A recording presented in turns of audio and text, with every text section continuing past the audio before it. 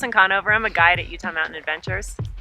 Hi, I'm Alan Russo. I also work as a guide at Utah Mountain Adventures, and today we're going to talk about backcountry skiing and sort of the process of moving from being a resort skier into starting to ski in the backcountry.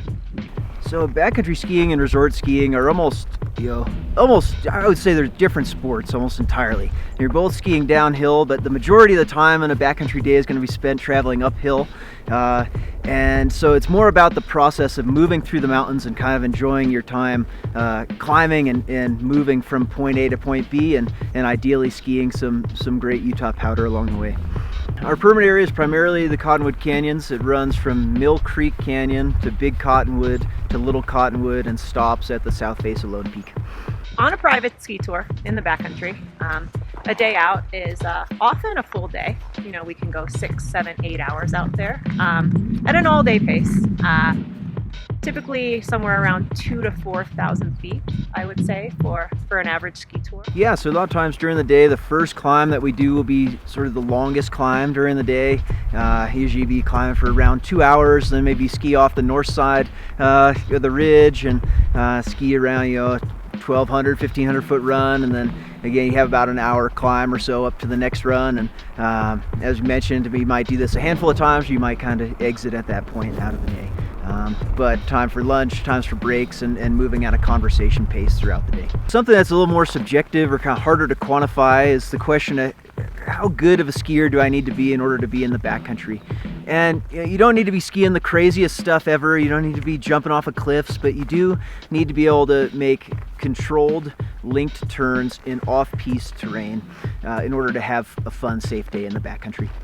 We're going to quantify a couple different levels of skier.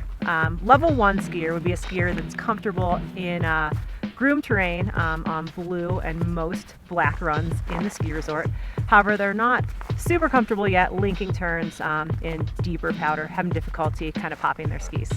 A level 2 skier is someone who in the resort they're actively seeking out untracked snow. They're comfortable in a variety of conditions, including deep powder and navigating through tight trees. A level 3 skier is going to be a skier that actively seeks out exciting steep lines and the deepest snow that they can. Typically a level 3 skier also has experience not just in the ski resort but in the backcountry in this type of terrain. Regardless of the type of skier you are, level 1, 2, or 3, it's really important making the transition in the backcountry that you're comfortable skiing variable types of snow conditions. Even on the best of days, backcountry skiing perfect snow, there's a bit of a price of admission. You may encounter wind buff snow on ridges, brushy entrances, and icy exits in order to get to the best powder skiing, so you want to be prepared for that. Getting out there and we're skiing again, the majority of our day is spent going uphill. It doesn't have to be at a crazy sprint pace, but we do need to move at a comfortable pace all day. And so the background in hiking or running or cycling, any of those sort of longer duration cardio activities is going to be super helpful to getting more turns in while you're out. But we will tailor the day to what people need and the level that people are at. So it doesn't have to be this crazy big day out in technical terrain. It can be still a mellow, enjoyable day being out in the backcountry wherever people's fitness levels are at. Planning clothing for backcountry skiing is a bit different than the resort because we're going to generate a lot of heat going uphill. So as far as pants go, long underwear are a good idea, and then having vented pants would be preferred if you do have those so that you can get a little bit of breeze going on the up.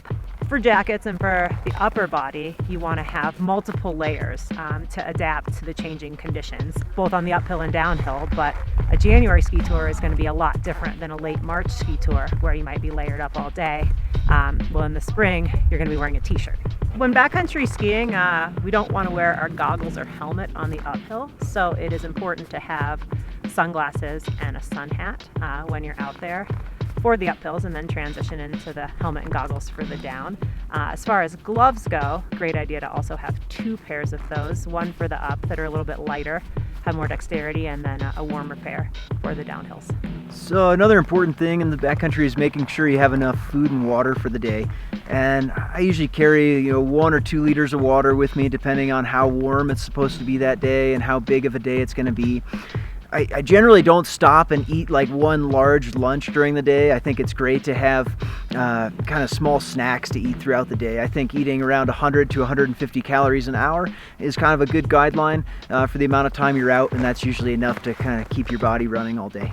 As far as the food that I bring, it's usually kind of a mix of sugary things like cookies and gummy bears can be great, and then also something that's a little bit more slow burning like salami and cheese is something that I have with me almost every day in the winter. So now that you have a better idea of what is entailed in a day of backcountry skiing, we offer a variety of 1 or 2 day clinics to get introduced into this, and we're always happy to set up custom days with private guides to go out and ski whatever you and your group are interested in.